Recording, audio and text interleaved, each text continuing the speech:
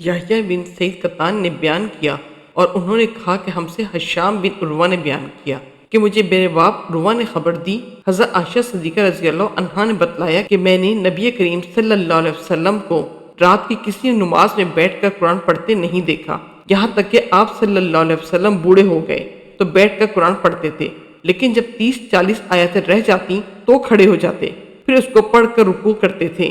صحیح بخاری حدیث نمبر 1148۔ ابو ذرا نے بیان کیا اور ان سے حضرت ابو ہریرہ رضی اللہ عنہ نے کہ نبی کریم صلی اللہ علیہ وسلم نے حضرت بلال رضی اللہ عنہ سے فجر کے وقت پوچھا کہ اے بلال، مجھے اپنا سب سے زیادہ امید والا نیک کام بتاؤ جسے تم نے اسلام لانے کے بعد کیا ہے، کیونکہ میں نے جنت میں اپنے آگے تمہارے جوتوں کی چاپ سنی ہے۔ حضرت بلال رضی اللہ عنہ نے عرض کیا، میں نے تو اپنے نزدیک اس سے زیادہ امید کا کوئی کام نہیں کیا کہ جب میں نے رات یا دن میں کسی بھی وقت وضو کیا تو میں اس وضو سے نفل نماز پڑھتا رہتا جتنی میری تقدیر لکھی گئی تھی۔ صحیح بخاری حدیث نمبر 1149۔ انس بن مالک رضی اللہ عنہ نے بیان کیا کہ نبی کریم صلی اللہ علیہ وسلم مسجد تشریف لے گئے، آپ کی نظر ایک رسی پر پڑی جو 2 ستونوں کے درمیان تنی ہوئی تھی۔ دریافت فرمایا کہ یہ رسی کیسی ہے؟ لوگوں نے عرض کی، یہ حضرت زینب رضی اللہ عنہا نے باندھی ہے، جب وہ نماز میں کھڑی کھڑی تھک جاتی ہیں تو اس سے لٹکی رہتی ہیں۔ نبی کریم صلی اللہ علیہ وسلم نے فرمایا کہ نہیں، یہ رسی نہیں ہونی چاہیے، اسے کھول ڈالو۔ تم میں ہر شخص کو چاہیے جب تک دل لگے نماز پڑھے، تھک جائے تو بیٹھ جائے۔ صحیح بخاری حدیث نمبر 1150۔ عبداللہ بن عمرو بن عاص رضی اللہ عنہما نے کہا کہ مجھ سے نبی کریم صلی اللہ علیہ وسلم نے پوچھا، کیا یہ خبر صحیح ہے کہ تم رات بھر عبادت کرتے ہو پھر دن میں روزے رکھتے ہو؟ میں نے کہا جی ہاں حضور صلی اللہ علیہ وسلم، میں ایسا ہی کرتا ہوں۔ آپ صلی اللہ علیہ وسلم نے فرمایا، لیکن اگر تم ایسا کرو گے تو تمہاری آنکھیں بیداری کی وجہ سے بیٹھ جائیں گی اور تمہاری جان ناتواں ہو جائے گی۔ یہ جان لو کہ تم پر تمہارے نفس کا بھی حق ہے اور بیوی بچوں کا بھی، اس لیے کبھی روزہ بھی رکھو، کبھی بلا روزے کے بھی رہو، عبادت بھی کرو اور سو بھی۔ صحیح بخاری حدیث نمبر 1153۔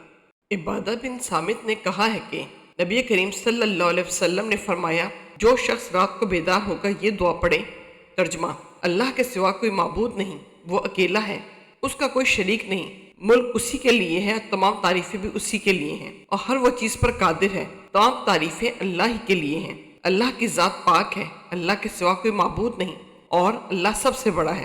اللہ کی مدد کے بغیر نہ تو کسی کو گناہوں سے بچنے کی طاقت ہے، نہ نیکی کرنے کی ہمت۔ پھر یہ پڑھے، ترجمہ، اے اللہ میری مغفرت فرما، یا یہ کہا کہ کوئی دعا کرے تو اس کی دعا قبول ہوتی ہے، پھر اگر اس نے وضو کیا اور نماز پڑھی تو نماز بھی مقبول ہوتی ہے۔ صحیح بخاری حدیث نمبر 1154۔ جابر بن عبداللہ رضی اللہ عنہما نے بیان کیا کہ رسول اللہ صلی اللہ علیہ وسلم ہمیں اپنے تمام معاملات میں استخارہ کرنے کی اسی طرح تعلیم دیتے تھے جس طرح قرآن کی کوئی سورت سکھلاتے۔ آپ صلی اللہ علیہ وسلم فرماتے کہ جب کوئی اہم معاملہ تمہارے سامنے ہو تو فرض کے علاوہ 2 رکعت نفل پڑھنے کے بعد یہ دعا پڑھیں۔ ترجمہ، اے میرے اللہ، میں تجھ سے تیرے علم کی بدولت خیر طلب کرتا ہوں اور تیری قدرت کی بدولت تجھ سے طاقت مانگتا ہوں اور تیرے فضل عظیم کا طلبگار ہوں کہ قدرت تو ہی رکھتا ہے اور مجھے کوئی قدرت نہیں، علم تجھ ہی کو ہے، مجھے اور میں کچھ نہیں جانتا، اور تو تمام پوشیدہ باتوں کو جاننے والا ہے۔ اے میرے اللہ، اگر تو جانتا ہے کہ یہ کام جس کے لیے سخارہ کیا جا رہا ہے میرے دین، دنیا اور میرے کام کے انجام کے اعتبار سے میرے لیے بہتر ہے، یا آپ صلی اللہ علیہ وسلم نے یہ فرمایا کہ میرے لیے وقتی طور پر اور انجام کے اعتبار سے یہ خیر ہے، تو اسے میرے لیے نصیب کر اور اس کا حصول میرے لیے آسان کر اور پھر اس میں مجھے برکت عطا کر۔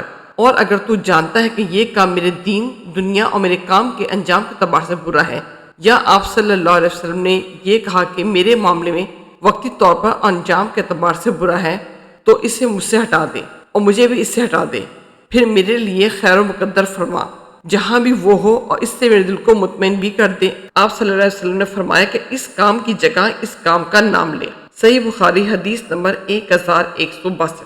ابن عمر رضی اللہ عنہما نے بیان کیا کہ رسول اللہ صلی اللہ علیہ وسلم نے فرمایا، اپنے گھروں میں بھی کچھ نمازیں پڑھا کرو اور انہیں بالکل قبریں نہ بنا لو کہ جہاں نماز ہی نہ پڑھی جاتی ہو۔ وہیب کے ساتھ اس حدیث عبد الوہاب ثقفی نے بھی ایوب سے روایت کیا ہے۔ صحیح بخاری حدیث نمبر 1187۔